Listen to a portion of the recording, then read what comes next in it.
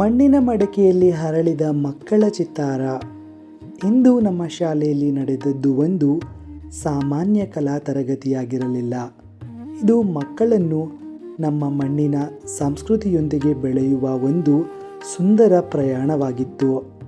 ತರಗತಿಯಲ್ಲಿ ಮಣ್ಣಿನ ಮಡಿಕೆಗಳು ಬಂದಾಗ ಮಕ್ಕಳ ಕಣ್ಣುಗಳಲ್ಲಿ ಕುತೂಹಲ ಮೂಡಿತ್ತು. ಸರ್, ಈ ಮಡಿಕೆಯ ಮೇಲೆ ನಾವು ಚಿತ್ರ ಬಿಡಿಸಬಹುದೇ ಎಂಬ ಪ್ರಶ್ನೆಗಳಿಗೆ ಮಕ್ಕಳ ಕಲ್ಪನೆಯ ಲೋಕ ತೆರೆದುಕೊಂಡಿತು. ಮೊದಲು ಮಣ್ಣಿನ ಮಡಿಕೆ ಪರಿಚಯ. ಮಣ್ಣು ಹೇಗೆ ರೂಪ ಪಡೆದು ಮಡಿಕೆಯಾಗುತ್ತದೆ? ನಮ್ಮ ಇಂದಿನ ತಲೆಮಾರುಗಳು ಮಡಿಕೆಗಳನ್ನು ಹೇಗೆ ಬಳಸುತ್ತಿದ್ದರು?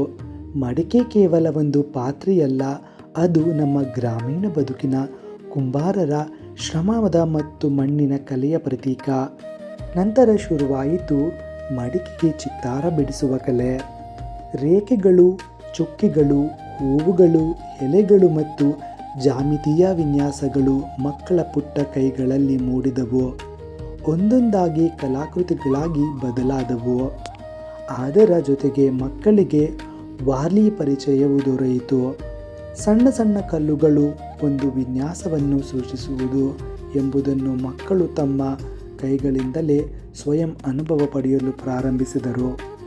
ಇಲ್ಲಿ ಮಕ್ಕಳಿಗೆ ಕಲಿತದ್ದು ಕೇವಲ ಒಂದು ಕಲೆ ಮಾತ್ರವಲ್ಲ, ನಮ್ಮ ಮಣ್ಣನ್ನು ಗೌರವಿಸುವುದು ಮತ್ತು ಕಲೆಗಳನ್ನು ಉಳಿಸುವುದು ಮತ್ತು ನಮ್ಮ ಪರಂಪರೆಯನ್ನು ಮುಂದಿನ ಪೀಳಿಗೆಗೆ ಕೊಂಡೊಯ್ಯುವುದು ಎಂಬ ದೊಡ್ಡ ಪಾಠ.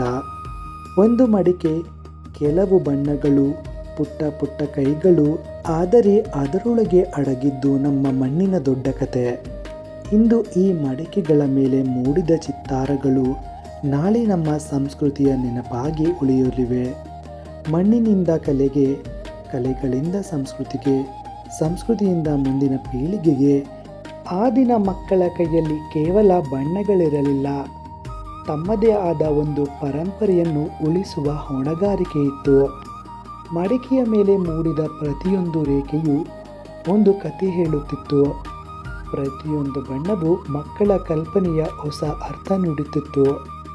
ಒಂದು ಮಗು ಮಡಿಕೆಯ ಹೂವಿನ ಚಿತ್ತಾರ ಬಿಡಿಸಿದರೆ ಮತ್ತೊಂದು ಮಗು ತನ್ನದೇ ಆದ ಕಲ್ಪನೆಯ ವಿನ್ಯಾಸವನ್ನು ಮೂಡಿಸುತ್ತಿತ್ತು. ಶಿಕ್ಷಕರು ಕಲೆಯನ್ನು ಕಲಿಸುತ್ತಾರೆ, ಆದರೆ ಮಕ್ಕಳು ಅದರೊಂದಿಗೆ ತಾಳ್ಮೆ, ಸೃಜನಶೀಲತೆ ಮತ್ತು ನಮ್ಮ ಸಂಸ್ಕೃತಿಯ ಮೇಲಿನ ಪ್ರೀತಿಯನ್ನು ಕೂಡ ಕಲಿಯುತ್ತಾರೆ. ಮಣ್ಣನ್ನು ಕೈಯಲ್ಲಿ ಹಿಡಿದಾಗ ಅದು ಕೇವಲ ಮಣ್ಣು ಎನಿಸುತ್ತದೆ, ಆದರೆ ನಮ್ಮ ನೆಲದ ನೆನಪುಗಳಂತೆ ಭಾಸವಾಗುವುದು ಇಂತಹ ಚಿತ್ತಾರಗಳನ್ನು ಬಿಡಿಸಿದಾಗ. ಇದು ಈ ಮಕ್ಕಳ ಕೈಯಲ್ಲಿ ಮೂಡಿದ ಚಿತ್ತಾರಗಳನ್ನು ನಾಳೆ ಅದರ ನೆನಪುಗಳ ಜೊತೆ ಉಳಿಸಿಕೊಳ್ಳುತ್ತದೆ. ಬಹುಶಃ ವರ್ಷಗಳ ನಂತರ ಈ ಮಕ್ಕಳು ದೊಡ್ಡವರಾದಾಗ ತಮ್ಮ ಬಾಲ್ಯದ ಈ ಮಣ್ಣಿನ ಮಡಿಕೆಯನ್ನು ನೋಡಿದರೆ, ಈ ಮಡಿಕೆಗೆ ಬಣ್ಣ ಹಚ್ಚಿದ ದಿನವೇ ನಾನು ನನ್ನ ಮಣ್ಣಿನ ಕಥೆಯನ್ನು ಮೊದಲ ಬಾರಿಗೆ ಅರಿತುಕೊಂಡೆ ಎಂದು ಹೆಮ್ಮೆಯಿಂದ ಹೇಳಬಹುದು. ಏಕೆಂದರೆ ಕಲೆ ಎಂದರೆ ಕೇವಲ ಚಿತ್ರವಲ್ಲ, ಕಲೆ ಎಂದರೆ ನಮ್ಮ ಬೇರುಗಳನ್ನು ಮುಂದಿನ ಪೀಳಿಗೆಗೆ ತಲುಪಿಸುವ ಸೇತುವೆ. ಮಣ್ಣಿನಿಂದ ಮಡಿಕೆ ಹುಟ್ಟಿತು, ಮಡಿಕೆಯಿಂದ ಕಲೆ ಹುಟ್ಟಿತು, ಕಲೆಯಿಂದ ಮಕ್ಕಳಲ್ಲಿ ಹೊಸ ಚಿಂತನೆ ಹುಟ್ಟಿತು. ಇದೇ ಇಂದಿನ ನಮ್ಮ ಕಲಾ ತರಗತಿಯ ನಿಜವಾದ ಸಾರ್ಥಕತೆಯಾಗಿತ್ತು. ಮಕ್ಕಳಲ್ಲಿ ಕಲೆಯ ಬಗ್ಗೆ ಅಭಿಪ್ರಾಯವನ್ನು ಮೂಡಿಸುವುದು ಮತ್ತು ಕಲೆಯ ಹಿಂದಿರುವ ಕಥೆಗಳನ್ನು ತಿಳಿಸುವುದು ಇಂತಹ ತರಗತಿಗಳ ಮುಖ್ಯ ಉದ್ದೇಶಗಳಾಗಿವೆ. ಶಾಲೆಯಲ್ಲಿ ಮಕ್ಕಳಿಗೆ ಪಾಠದ ಜೊತೆಗೆ ಜೀವನದ ಅರ್ಥಗಳನ್ನು ನೀಡುವ ಕಲೆಗಳ ಮುಖಾಂತರ ಜೀವನ ಕೌಶಲ್ಯಗಳನ್ನು ಕಲಿಸುವುದು ಅತ್ಯವಶ್ಯಕವಾಗಿದೆ.